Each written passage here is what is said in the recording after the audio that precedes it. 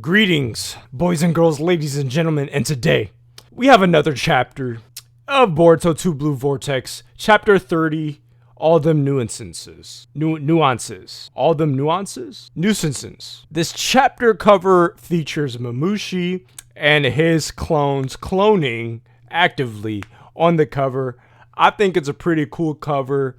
The background got a lot going on. It looks like a tie-dye type thing going on.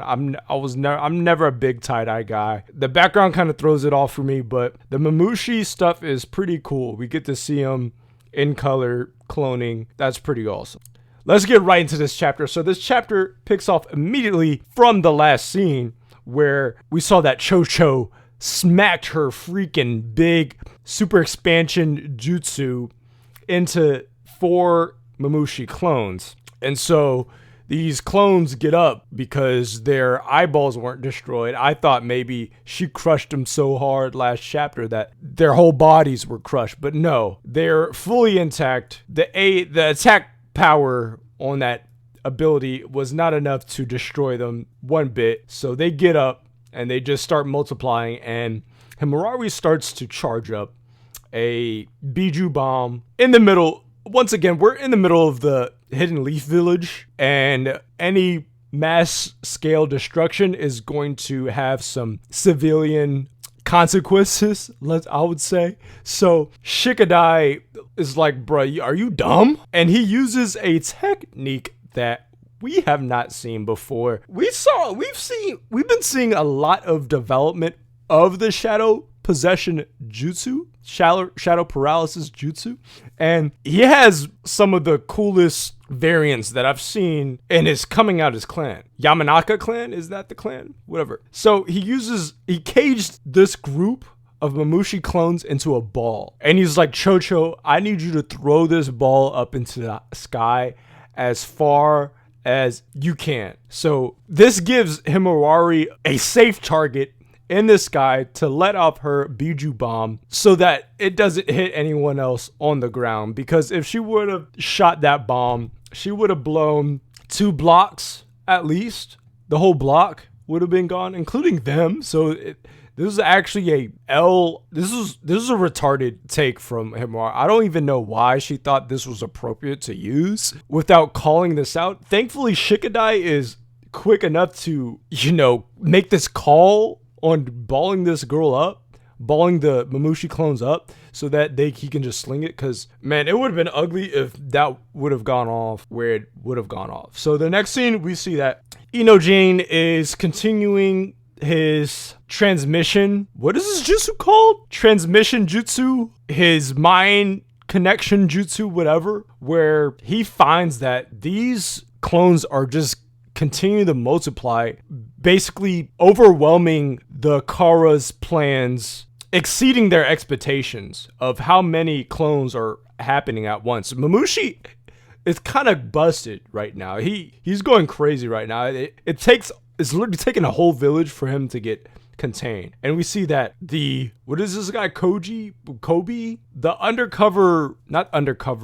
feudal lord investigator is now wanting the Hokage to come here. So Shikamaru's gonna get it here. So he's calling on the Hokage, and Sai is telling the Hokage and Konohamaru is that there is an active attack on the village right now, and Kobu is not having any of this. Lord Kobu, yeah, that's his name. Kobu's not having any of this. He wants the Hokage to come right now. He's not hearing any of it.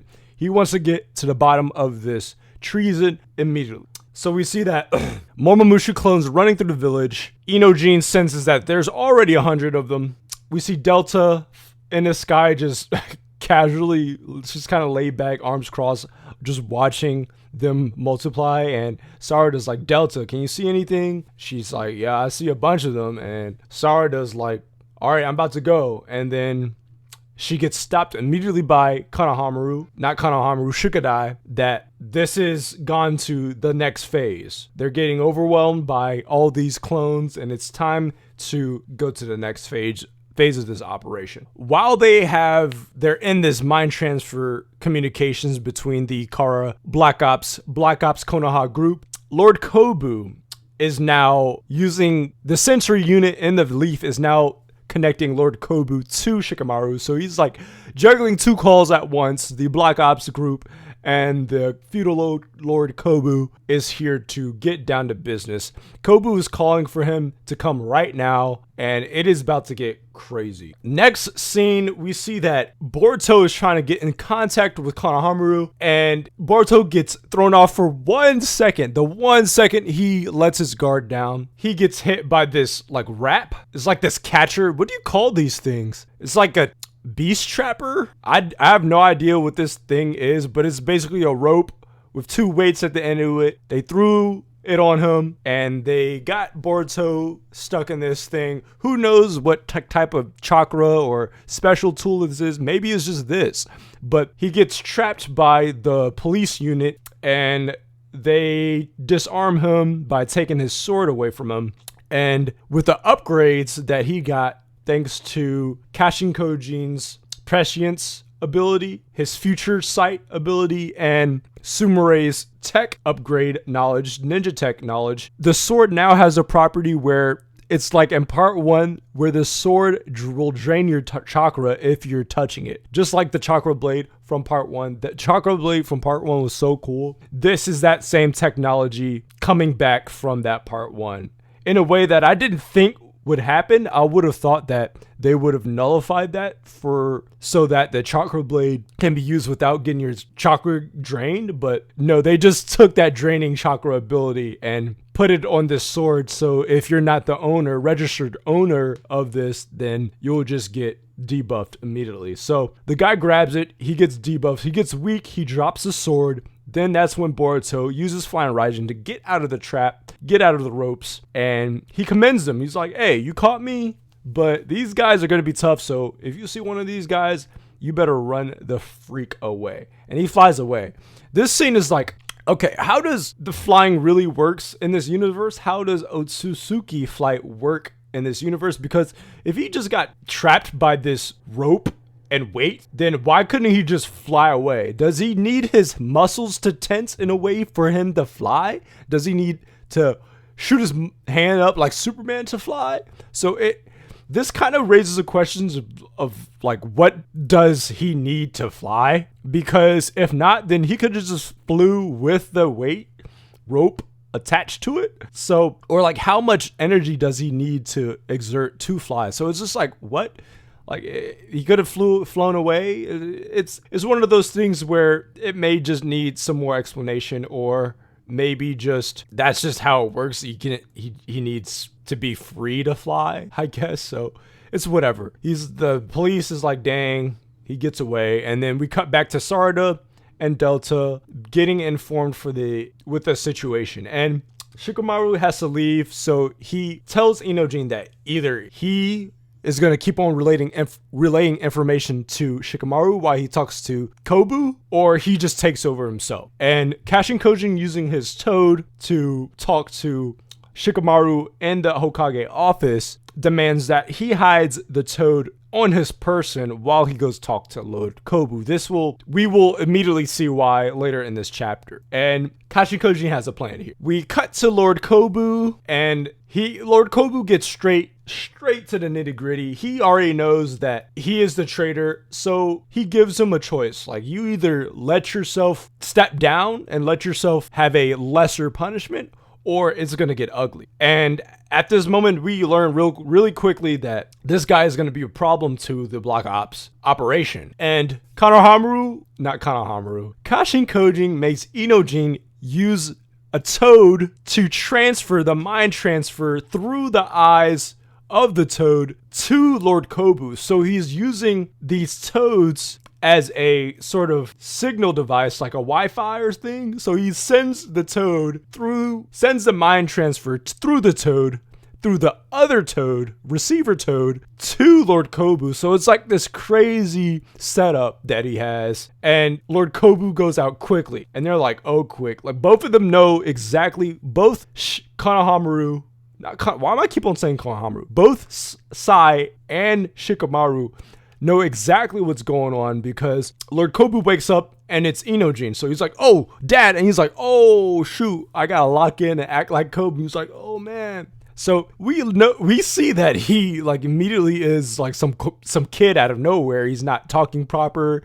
And Sai is like, hey, Shikamaru, what is going on? Like, this is my son. What do you have going on here? And before that, Lord Kobu walks away as Inojin. Inojin and Lord Kobu walks away and walks on the roof of the Hokage building. And this is when the plan of catching Kojin comes in fruition. He's like, okay, Inojin, it's time for you to kill somebody. Kill someone that's not a ninja. Kill someone that is a part of the Leaf Village.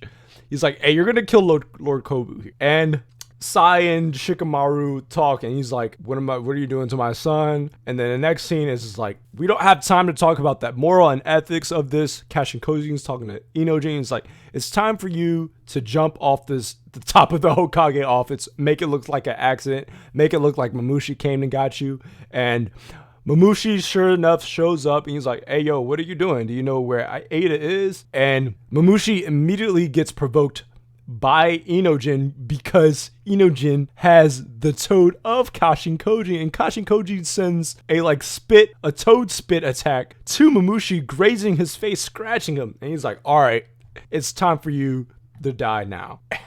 So that's where the chapter ends. Now it's time for my final verdict, thoughts about the chapter as a overall critical stance on the chapter. Now, this chapter doesn't have a lot of fighting in it, a lot of talking about what's going on. The fighting really starts at the beginning, and it was cool to see Team 10's cooperation in real time. But everything else in the chapter, it gets way more interesting. Kojin's motives, and we see the stake of his motives, stakes of what he's willing to do for the correct outcome to conspire. And I think that is very interesting in this chapter, but the highlight of that chapter has to be Inojin taking over Lord Kobu's body and Kashin Kojin telling him to basically kill a feudal lord of the Leaf. It's absolutely blasphemous. Naruto would never let this slide. The heroes, the line, the stakes in Two Blue Vortex, it's like, what are you willing to do for the quote unquote right thing? What is the right thing to do in the circumstance that we know what exactly needs to happen? So it's like, who's gonna stop Kashin Kojin from making these crazy judgment calls? It has to be Boruto, because we see that in the chapter. Boruto's like, hey yo, what does he have planned? Because Boruto's seen it in firsthand. He knows Kashin Kojin. He knows what he wants to do for the correct outcome to happen. Maybe it's not the correct outcome or the more optimal outcome to happen. So will another singularity throw Kashin Kojin off once again of this plan? If so, then man, it's gonna get crazy. So I think this chapter has to be around a 7. I'll give this chapter a solid 7. I don't think it's a great chapter as far as fighting, but narratively, it might have to be an 8. Honestly, I'll give this chapter an 8. I'll stick with a 7 because the flying thing kind of gave me a couple questions if I want to be nitpicky. So I'll stay with the 7. But yes, that's my final verdict. Now it's time to nerd out, talk about predictions, what I think about this chapter, and really get into in depth what I think. So let's go through here one more time. How long is Team 10 gonna last in this op without major injury is something to think about, because we know that Inojin creates this jutsu because Himuraori dies. Does she die by the hand of Mamushi? Who knows? So that's something to think about. How far is their teamwork, their cooperation gonna carry them? And how many shadow possession jutsus do Shikadai knows? And when are we seeing butterfly mode? Because that butterfly mode in the anime is pretty cool. Will Inojin kill Lord Kobu, or will he just die by Mamushi hands? I think Mamushi is going to be put in a place where he's probably going to kill Kobu, so it's going to be a lot easier. Unless, whoa, what if Lord Kobu, what if because Kashin Kojin is making Inojin use mind transfer jutsu to kill him, to kill Lord Kobu? What if someone in the village like Sai tries to save Kobu by sacrificing their life? So then you'll essentially be killing more people to die for someone that they're actually trying to kill. That will make stakes. That will be something. That's a prediction to hear. Kashin Kojin is going to make another person die because he's forcing Inojin to make a decision of killing a feudal lord investigator with mind transfer jutsu. There will be collateral damage. That is a prediction that will be very interesting if that comes to fruition here, because then there will be no really backing Kashin Kojin and his motives at that point. Like, we know what he's trying to do is for the better good, but if you're killing even more people just for someone you're already trying to kill, then it's like, what's going on here? I wanted to see Delta fight. I'm clicking through here. I wanted to see what Delta can do here. We already kind of know, but hey, maybe we get to see Sai in action, even though we already probably know it's not going to be enough to defeat Divine Trees. How does flying really work? I mean, if you can fly and you need to be free in order to fly, then like you have some flying lord to make us think about. What is Sai gonna do about the information? What is Sai and Shikamaru? Because Lord Kobu getting taken over by Inojin, Kashin Kojin's plan is being played out in front of Shikamaru's hands.